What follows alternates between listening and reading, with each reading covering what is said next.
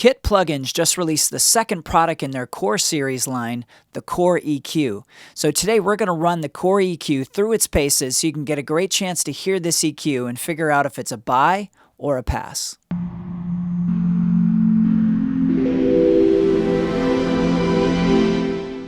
Hello everyone. Kit Plugins is a relatively new plugin company, and the Core EQ is actually their fourth plugin release.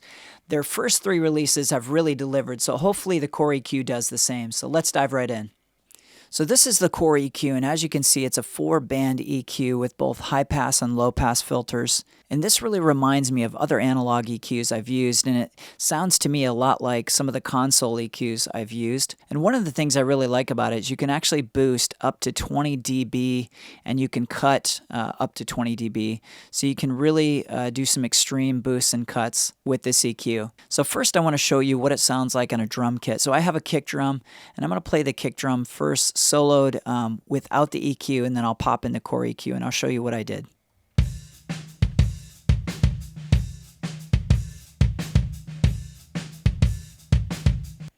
So there you go. See, you can hear that's a pretty good raw kick drum sound, but I definitely want to cut some of the low mids, tighten up the lows, and boost some of the snap on that kick drum. So what I did here was I boosted at 60 hertz, I boosted 3 dB, I cut 15 dB at 300 hertz, and again, that's one of the great things about this EQ is you can really do some serious carving. And I boosted 12 dB at 7,000 hertz, and let me just show you what that sounded like. So here again, I'll play it bypassed, and then I'll pop it in. In.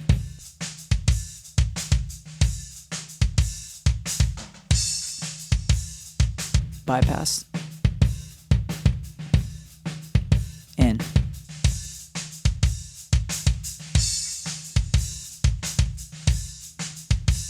So you can hear how that really tightened up that kick drum. That cut on the low mid, I experimented with the Q there, and I was really able to cut exactly what I wanted to cut without taking out the warmth on the lower frequencies. So I was really happy with what I could do there on a kick drum. So moving over to snare drum, let me play the snare dry, and then I'll pop in the Core EQ.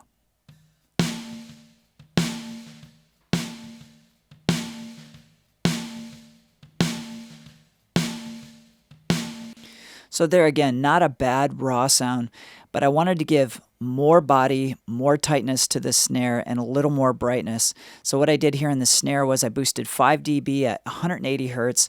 I find that that frequency is really where I go to for that low end of that snare to give it some more snare, to give the snare more body. And then I cut 3 dB at 350 hertz. I boosted almost 7 dB at 1.5K, and I boosted 4 dB at 10K. So let me play that again, bypass, and then I'll pop it in.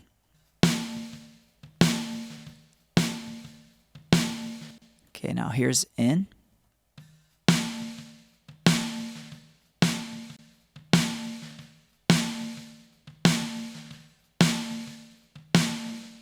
So that gave that snare a lot more tightness, a lot more body, and it might even sound a little too bright right now, but in a mix, that's probably right about where you'd have it. So now I'd like to show you the Core EQ in a full drum set. So let me first play that drum set without the Core EQ, and then I'll show you what I did and pop it in.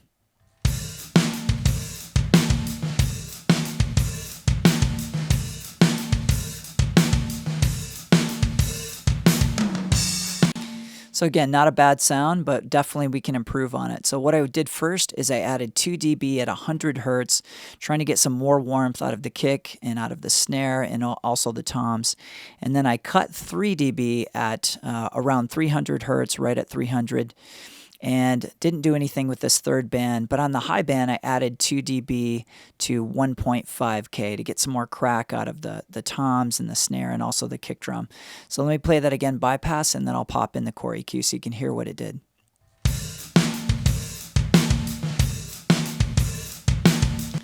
Now with the Core EQ.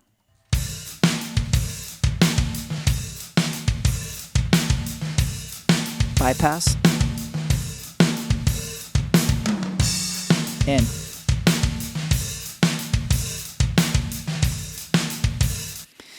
Wow, so you can just really hear that that tightened up that drum kit, gave it a little more excitement.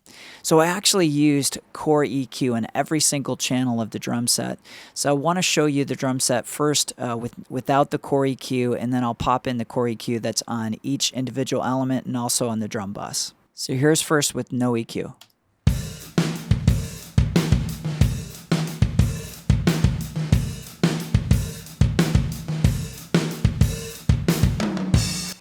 Now with Core EQ.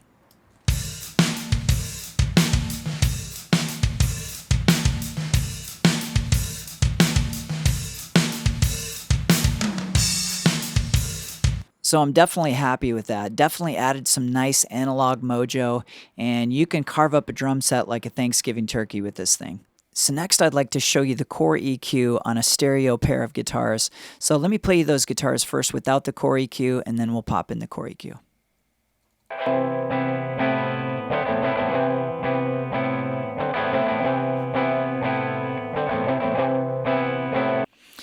So the first thing I did was engage the high pass filter, and I took out all the frequencies below 185 hertz because I know the bass guitar is really filling in that space below that, and I don't need that for the guitars. The next thing I did was took out 6 dB at 315 hertz, and I boosted 6 dB at 3000, and it looks like I didn't do anything with the high frequency. So let me again play you that bypass, and then I'll pop in the Core EQ.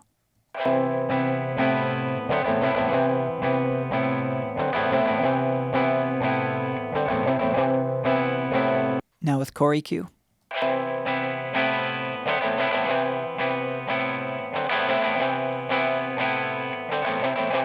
Bypassed. In.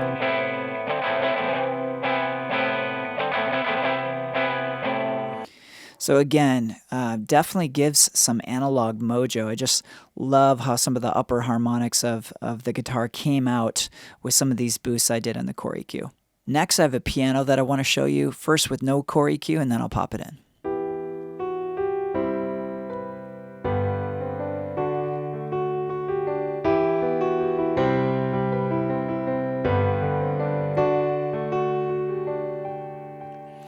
So on this one, I definitely wanted to add some more body and some more brightness. It's kind of a dull, lifeless sounding recording.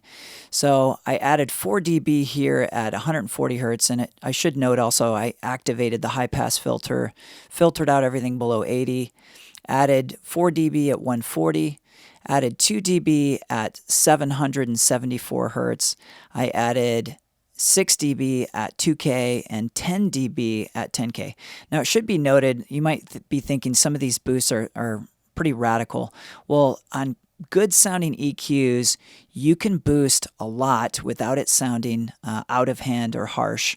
That's one of the first things I noticed when I started using analog EQs versus plug-in EQs is you can do more generous boosts without it getting crazy. So don't mix with your eyes.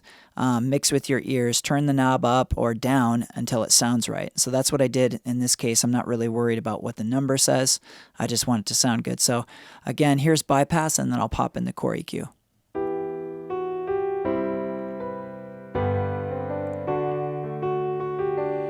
Now with Core EQ.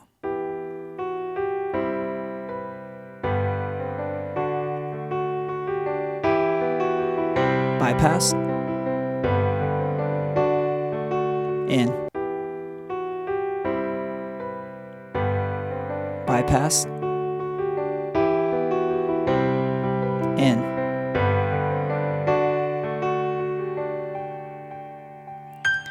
So I'd probably tweak that even a little more, but it's doing what I want it to do. It's keeping the warmth, but it's also adding some of that upper frequency that's missing and bringing some life into that piano. Next, I have an acoustic guitar that I want to show you the Core EQ on. So let me play that first dry, and then I'll show you what I did and pop in the Core EQ.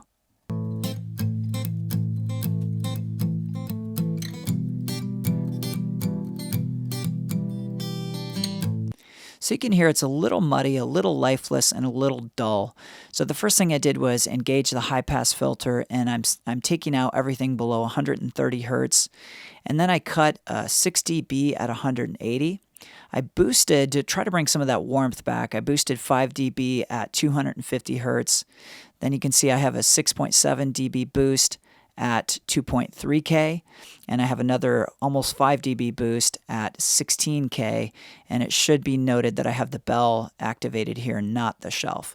And so let me show you again, bypassed, and then I'll pop it in.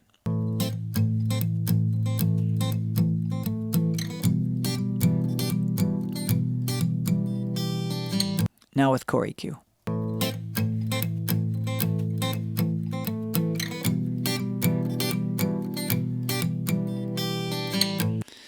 So there you have it.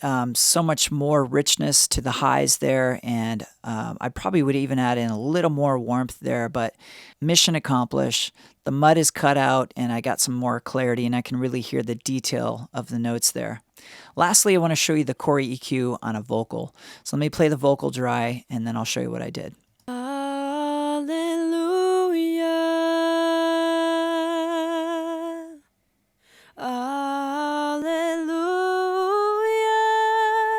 For the Lord God Almighty reigns.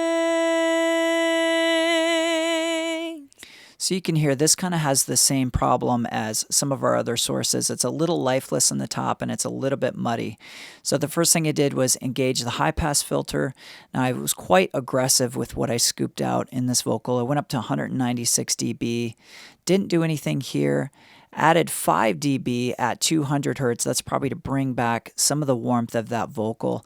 And that's a common trick, to use the high pass filter pretty aggressively, but then go to a frequency that's kind of right above your high pass filter and start to add in some warmth back. And you get some tightness and warmth at the same time by doing that trick.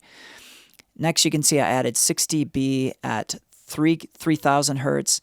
Lastly, another 6 dB at 12,000 hertz. Again, don't worry about the numbers. Don't mix with your eyes, mix with your ears. So let me play bypassed again, and then I'll pop it in. Hallelujah.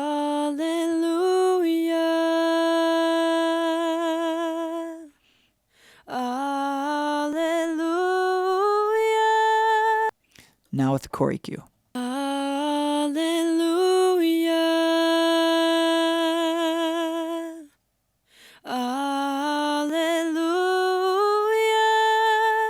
For the Lord God Almighty reigns. So definitely solved our mud problem, brought out some of those upper harmonics, and I know it might sound even just a little too bright soloed, but again, in a mix, that's probably right about where you'd have it, but you could always bring it back if it's too bright.